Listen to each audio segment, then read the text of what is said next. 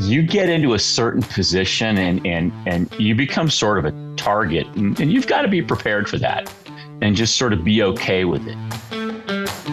Going old school with politics and talking to people face to face, that's what actually is the most, it provides the most impact.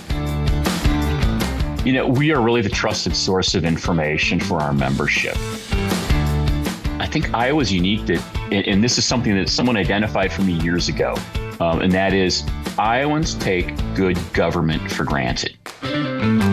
Welcome to Leading Iowa Good Government in Iowa Cities. I'm Dave Martin. With me, as always, is my co-host and your mayor of Dubuque, Iowa, and the president of the Iowa League of Cities, Brad Cavanagh. Brad, good to see you again. Who's joining us today? Hey, how are you? We've got Alan Kemp, the executive director of the Iowa League of Cities, with us today. We are going straight to the top on this one. Straight to the top. Straight to the top. No messing around. Your boss. We're talking to the man. All right. How's Brad doing? How's his presidency shaping out? Brad is doing a terrific job. He has had boundless energy, excellent direction. We always have a good president. I've worked here 25 years. I've never had a bad president. Well, good. So you did not let the team down. Congratulations, Brad. Yeah. Boundless energy. I don't know about that one, Alan. Well, but I appreciate you saying that. It's very kind. Thank you. Well, we wanted to have you on, Alan, because, you know, we've it's coming up on a year that we've been producing Leading Iowa, Good Government in Iowa Cities. And we like to think we've sort of covered the state in some ways. But we wanted to get sort of a bigger view of things and how things are shaping up in Iowa. And, you know, across the nation, we are seeing a lot of discord and a lot of angry conversation. But from your perspective as executive director of the Iowa League of Cities, give us some hope. Give us some perspective. How's it going in the state of Iowa? You know, I think we're doing really well. I think all too often it becomes very easy to focus on the negatives. And I mean, part of that is social media, and people just tend to they see the social media, they see the bad discourse. But if you break down that barrier and have one-on-one conversations with your fellow city officials, with state policymakers, you begin to find that you all have the same goal in mind and that you can work together. And I think that's what we have really worked on probably the last 4 years. I think the pandemic really showed where those, weaknesses were. And we allowed that to drive us a little bit. And I think we're beginning to get our feet back under us. And so, I mean, we're having good relationships, across the state. I know our team is talking with legislative policy leaders. We're making progress with outside groups. And I think you've just got to begin those conversations. Social media is something that I've gone through some of the editorials you've written for the Iowa League of Cities magazine, monthly magazine. How do you tell people in government in the state of Iowa to deal with social media, with the challenges that it brings out? I'm always reminded of a quote from John Martis. John was the former mayor of Evansdale, and he was a former president of the league. And he told a group of elected officials once, he says, the key is don't take it personally, even when it's meant personally. And I think you've got to recognize Mayor Cavanagh is nodding his head. Yes, he's agreeing. Yes. That's a really good quote. Yeah. You get into a certain position and you become sort of a target, and you've got to be prepared for that and just sort of be okay with it. And so I think you've got to just recognize then, okay, social media is going to do what they do. I look at Facebook and I can't even tell if it's a real person anymore. In fact, I just assume that they're likely not. So I don't pay any attention to it, unless it's a relative who's criticizing me on Facebook, which can happen. I really don't care because it doesn't matter. And I think we've begun to mature to recognize, okay, this is a very interesting tool. It does have some value, but that value is also offset with the fact that it can really just drive you in areas you don't need to go, that aren't good for you or society as a whole. And I think we've begun to figure that out. All right, I'll recognize it, but I'm not really going to let it bother me. Does that square with your experience, Brad? It does. And it's interesting too when you think about social media as another form of getting the word out about things. it can be good for that in certain ways. We in the city of Dubuque use it all the time to talk about events that are coming up and, talk about things that occurred and good things, that kind of stuff. There's been a lot of storms lately. You try to pass information along about storms, so there's that part of it. But I do think the word maturity is an interesting word there, Alan. It's to look at it that way, because I think at first as we've learned to use social media in the elected officials sphere, we kind of looked at it as a way to replace interaction face to face. And especially, you mentioned the pandemic. We kind of had to do that for a little while with the pandemic. But I think we looked at it as something that could be there instead of some of these other things that we've been using. And I think what I'm starting to see is that, yes, social media is useful in getting some words out, but the negativity that comes there from people who are real or not is it definitely, I think, takes away from most of the good possibilities that social media presents.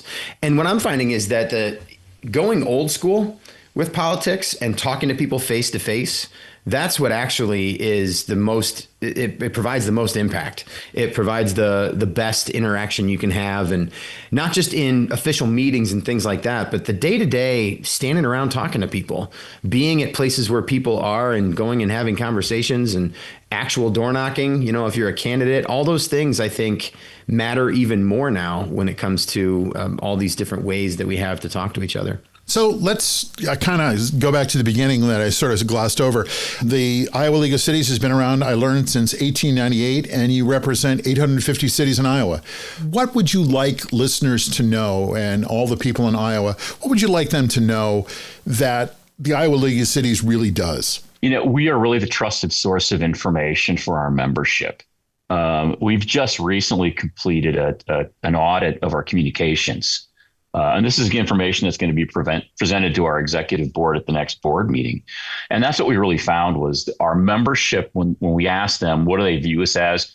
They see us as a trusted source of information and training. So that's really where our sweet spot is. And that works well, not only for the training that we do and information that we get out to our own city members, but then also I think that really fits in neatly to the work we do with state policymakers, because we've tried to put ourselves into the position of, I know you get to make this information. Let me tell you about what happens at the city level so that you can make a good informed decision and not just react. And so I think that's what we do, is that information providing for our membership. So like a podcast that everybody around the state could listen to, and they can tune in whenever they were ready, and they could pick up tips. What a great idea. Wow, this is really working. I did want to ask you something about something that I sort of highlighted my interest, which I think, if people don't know about it, they probably should. The Municipal Leadership Academy. Can you explain what that's about? You've got to remember that when you run for local office here in the state of Iowa, you've had no training. No one goes to college to become a mayor or a city council member. And so Municipal Leadership Academy. Mayor Cavanagh is nodding his head and laughing because as a social worker professor, I'm sure he was well ready to become a mayor, right? Right. Yeah, exactly. Did you attend the Leadership Academy? Did you what did you get out of it? I did. It was the first place I ever met Alan. Oh. Yeah. I did something unique. My schedule was a little wacky at the time. So the Iowa League plans the MLA all over the state. And I ended up driving almost entirely across the state of Iowa and attending one somewhere near Sioux City because it was easier for me to make that day work than it was to do anything else. So it was a little bit weird, but I went and did that. And it was fantastic. And all the training that is provided to help us learn about, not just about how meetings work in the state of Iowa, but then about how zoning works and about how rezonings work and all those different things. I mean, it's really, I think, incredibly helpful for all those things. Alan, do you attend these things and you sit in the back of the room or at the front of the room and you meet a new mayor and you go, wow, that guy's got it? Does that happen? That does happen. I mean, I try to attend almost all of our trainings that we provide. And in the case of Municipal Leadership Academy, I actually do presentations to the attendees. But yes, one of the reasons I attend is I get a chance to see in a sense, the new talent that's coming in. And we've identified people. I mean, Brad, Ashley Venorni, who ended up being a league president. We identified her there. So, I mean, over the years, that's really where we find the people that are very much engaged. Are you encouraged when you see some of these, especially the new mayors coming up, especially the younger mayors coming up? When you see these folks, do you think, wow, we're doing okay in Iowa?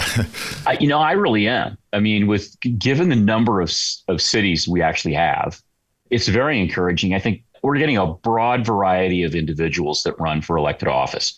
We have individuals who have been outside the state that have returned to their hometown. They've decided to run. We have individuals that have always been in town and decided it's my time to step up. So I have to admit, we're doing really good with leadership in terms of mayors, and city council members. One of the first people we had on our show was a woman named Becca Bixler, and she's the mayor of a very small city, Inwood. And she went out, I think she went to the city hall to say, why don't we have a walking trail? And they said, well, because no one's asked for it. And they said, how do you get one? And they said, well, you have to convince your city council to do it. And she said, well, they won't do it. And they said, why don't you run for city council? And, city council, now she's mayor. How often do you see that happening? I think that happens a lot. Over the years, I've known any number of city officials who have indicated to me that when I asked, why did you run for office? And oftentimes they were just a single issue that they had and that they decided to run for office. But the most impressive thing is that once they got in, they may not even have achieved their single goal, but suddenly they understood the role and they enjoyed it. And so they decided, I'm going to continue this. And so that's what they said. You know what? I didn't get what I originally ran for office for, but I've been doing this for 4 years and I love doing the work. So it's worked out. That's great. There was one thing I wanted to talk to you about, and you sort of hit on it a few minutes ago. You talked about state legislature and the fact that the League of Cities is an advocate for state legislature. But you recently wrote that the state legislature and the cities are not always on the same page. So, from your view at the League of Cities and from your view as mayor of Dubuque, how do you help other municipalities, work with getting the stuff they need done, even if the state legislators are not always on their side? Is that a fair question? Well, here's what I'd say, and this is what we've discovered probably over the last couple of years. It's really easy to talk about the state legislature as a body, that, the legislature hates us. But you got to remember that the legislature is made up of individuals. And so what we have encouraged and we've begun to make inroads is we need to get our city officials to connect with their legislators on a very personal basis so that they've got a name they can put with a face. Because in the legislative process, you're going to win if you can get an individual's attention and get them to speak in your favor individually. And so we've said we've got to do this one legislator at a time, one city at a time, develop those personal relationships. And over the past 2 years, we have seen that operate and we've begun to see that become very effective. Yeah, I would agree with that. I think, one of the things that's been important in this role that I've gotten to serve in as president has been being, for 1 year, kind of the face of the Iowa League in the state capitol, and being able to be there and have some serious conversations about these things, but then having a team from the league who, we have a legislative team that is incredible and doing really, really good work that's there every single day, forming those real relationships. So when they catch somebody in the rotunda, they talk to somebody in the hallway, it's a continuance of a conversation that has already been going on for months and months and months. It's not something where, we have to kind of start anew with all these things. I think those relationships, as Alan is pointing out, are the things that matter the most. And it is those relationships at the local level, because I'm not deluded enough to think that somebody from a very small town in southwest Iowa is hanging on every word that I am saying as the mayor of Dubuque slash president of the Iowa League of Cities. They might get to know me. They might understand who I am and where I'm coming from because we get to know each other. But I don't live with them in the same community every single day of the week. That's why those local governments and local government officials are so much more important in creating those relationships that will help to ensure that as decisions are made at the state level, they are decisions that are made with the facts in mind about what it's like to really be in local government and be served by local government and live in a town or a city within the state. And that's, I think, the most important thing. Okay. There's something else I wanted to talk about. And again, this goes back to, are we finding hope in Iowa cities? You have nominees for the All-Star Awards, and I just looked through it. It's a really impressive list. There's a new fire station. There's a new water park. There's lots of different parks projects. There's a downtown plan. I saw something about a new sports center that's sort of taking the place of a downtown. Waterloo has an art history walk, and there's something called a Good Neighbor Project. I mean, some really impressive projects here. Alan, tell me about some of these projects that you're really excited about. And does this mean that there is good government everywhere in Iowa? There really is. I mean, the All-Star Community Award really recognizes good government, that there are individuals in those communities that are putting these projects together. And if you look at them, they're not just the city oftentimes. It's a collaborative project, may include the local university, individuals in the community. And so it has to purposely broaden to get these done. And the benefit of doing an award like this is, one, recognizing good work. We want to do that. But even those who don't eventually win an award, we make sure that is visible, because we're looking for projects that can be replicated in other communities, because that's what cities are looking for, is ideas.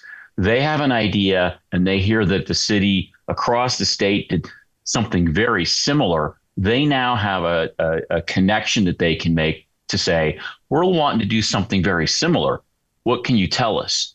And so I think that's the benefit of that All-Star Community Award, recognizing good work, but identifying projects all over the state that merit having someone pay attention to, because they can be replicated. So if someone, and let's, talk to our listeners out there, if some city official says, wow, you know what, we need a new fire station, or wow, this water park idea is really cool, can they call the Iowa League of Cities and go, I need a breakdown? How did this happen?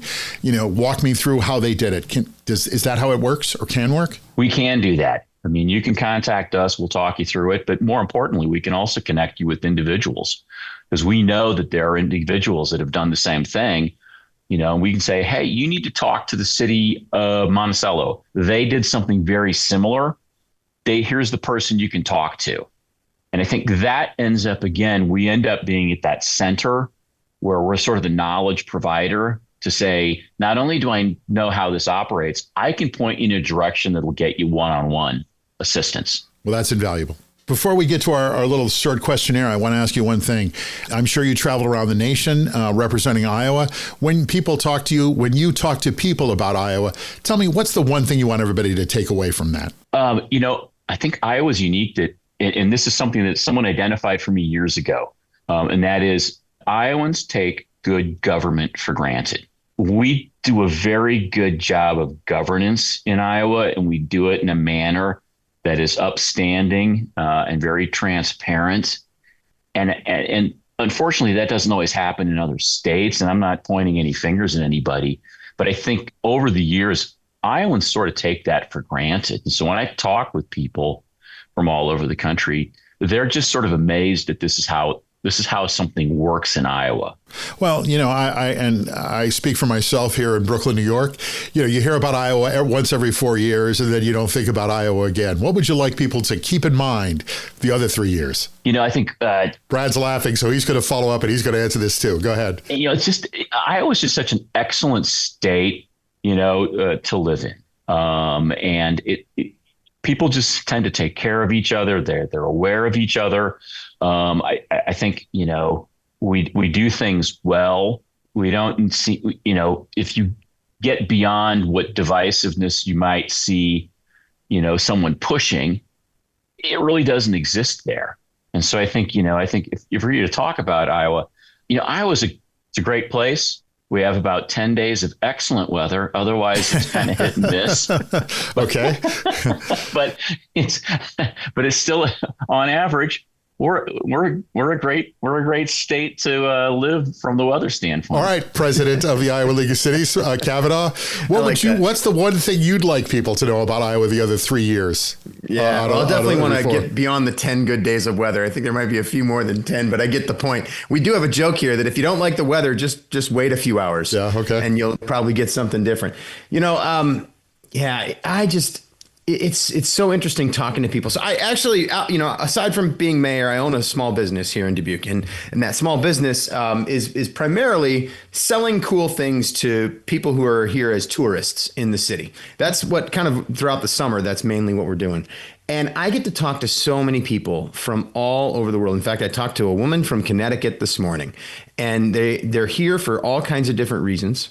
And when they come here, they're sort of shocked by the fact that people are actually that friendly. People are actually that nice. They feel so welcome. They feel like they are experiencing they're experiencing it not just as a tourist, but as somebody who's being welcomed into the city as a Dubuquer for the day. And I think that's the same in most of Iowa. I think that you go across this state and you find yourself in a place where if you have a question of a local about their town, they're going to give you a great answer, and you're going to find in that answer a deep sense of pride in what they've created with their neighbors together, especially in the smaller towns in Iowa. You go to those places, you have such a deep sense of pride. You have that traditional and sort of legendary work ethic that it takes to be a farming state, and a state that is really based in manufacturing and a lot of blue collar industries, but a place where I think, if you think that's all it is, and it's just corn and soybeans and in tractors and manufacturing, you're completely missing the variability of all that is Iowa. I mean, we've got it all here. We really do have it all. And we've got it all at a pretty low cost of living and really, really safe environment, and a place where when you go around and talk to the cities, we're doing a really good job of taking care not only of each other, as Alan said, but also of our surroundings. Part of the pride in our communities is that we're taking care of these places that we live in, and that is the good government part of this. You're taking care of it to make sure that the great old structures that exist in old towns like Dubuque last well beyond our generation, and that our infrastructure is protected from things like flooding and other challenges that we are seeing these days. All of that is a part of our story. Alan, what you're really hearing is, once again, Brad Cavanaugh's push for me to come visit Iowa and spend more time in Dubuque and go to more places so I could get That's really what this show is all about. The entire year has been me just trying to convince Dave to come to Dubuque, to come to Iowa and eat all of our food and go to all of our places. That's entirely what it is. My tourist checklist is getting larger every month. So we're going to ask you a few questions, and we're going to have to change them a little bit, because the first question usually is, tell me what makes your city a true Iowa city. But I'm gonna change that a little bit, Alan. Describe for me what a real Iowa city is. How does it work, and how does it act? Okay, a real Iowa city. I think what's really amazing is regardless of the population that you see in a city, most city officials take on their role the same way. None of them even our largest city don't get paid a lot for this. This is largely a voluntary position. And so they do it out of a love for their community. There was always something that individual ran for. And that shows in how they conduct themselves and how they lead their city. That I just want to make this place better than I found it. And it was really in a good position when I got here. But I just want to keep moving this forward. Well, you've talked so much about this already, Alan, but our next question in this series of questions we always ask is, what does good government look like in your city? So I'm going to ask you this, what does good government look like in the cities of Iowa? I always come back to a quote that I picked up at some point about leadership, and the quote is, it's not about me and it's not about now. And the whole concept of this is, I think a lot of elected officials quickly figure out, well, it's not about me being a council member. individually. I'm serving on this broader council, and that I recognize my role. I understand what I have to do with my fellow council members, with the staff, with the rest of the community. You have to understand those roles and figure out how to collaborate. And so that's the first part. And then the second part is, it's not about now. It's not about this instance. You're always looking down the road. What is our city going to look like in 2 years, in 5, in 10? And Iowans do a really good job of that. I think I think our cities do an excellent job of conducting strategic goal setting and planning really on a regular basis. And that pays dividends because it puts everybody on the same page and it gives them a direction to head. Well, I have truly been impressed by everyone I have talked to. And like I said before, I have learned so much about Iowa, and it's been fascinating. And I agree. You have been the executive director of the Iowa League of Cities for 25 years, I guess, 25 plus. Tell me. 17. 17 is executive director, but I've been with the league 26 years. 26 years with the Iowa League of Cities. What's the thing that you've seen over the trend over the last 26 years that you're really proud of? I think our ability to engage with our members and make them sort of raving fans is something that we've worked on. Whenever we do a survey, I'm always amazed at the and I shouldn't be, because this is what you have in this organization, but I'm always amazed that they really, really like us. And they have since I started, and we've continued that trajectory that they view us as something that is, that we're knowledgeable, we're here, we're responsive, we stay on top of things, and we can provide assistance. And if you particularly start talking with our small town clerks, they see us as essential. I mean, they will tell you, we wouldn't know what to do without the league. And that's something we don't take for granted, that we continue to build on and try to find it. And I see that's been a trajectory that we've not only continued, but we've improved on. That's great. All right, Alan, this one's really going to put you on the spot. So you're going to get yourself ready for this one. Okay. What is your favorite place in the state of Iowa? Oh, wow. No one will be offended. Don't worry.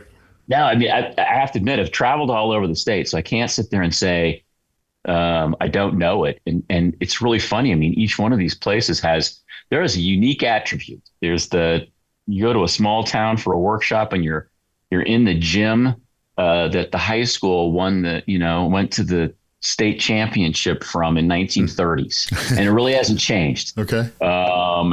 You just, you get to see these, brand new. I'm gonna interrupt you, and I'm gonna jump on what Brad said. I'm gonna put it to you the way he puts this to me. I'm coming to Iowa. What's the one place I have to come to?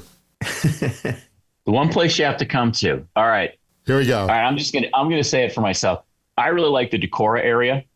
Okay. I like the Northeast Iowa region, the whole driftless area. I started picking up fly fishing as sort of a hobby. Well done. And that's the one place you can really fly fish in Iowa and do it well. And so I have to admit, that's probably my favorite location, but I'm going to sound like a politician. I love all the communities of the state for their own attributes. All right, Brad, are we letting you get away with that, or are you going to drill down on this? I think it was a very well played answer, David. I really do. And it was honest. Yes. But then he also came in there and he said, you know what? But every single city has its own unique place that can be your favorite. And I think that's a great answer. I'm talking to two politicians, and you're going to let each other off the hook. Very well done, boys. Well done. Well, thanks for joining us. This has been another episode of Leading Iowa, Good Government in Iowa Cities. And happy to have our guest today, the Executive Director of the Iowa League of Cities, Alan Kemp. And as always, my co-host and your President of the Iowa League of Cities and the Mayor of Dubuque, Brad Cavanagh. We did it again. Yeah. Thanks a lot for being here, Alan. It's great. Thank you very much. Thanks, everybody. Talk to you next time. That's our show. Thanks for listening. Join us again right here for the next episode of Leading Iowa, Good Government in Iowa Cities. Make sure you like us and share us with your friends. Follow us on Facebook. Leading Iowa is a Valley Park production in association with the Iowa League of Cities. The show is executive produced by Katie Wheeler and Brad Cavanagh for the Iowa League of Cities. Jim Ludlow, Dave Martin, that's me, and David Snyder are executive producers for Valley Park Productions. Our show is edited and produced by Jason Stershic.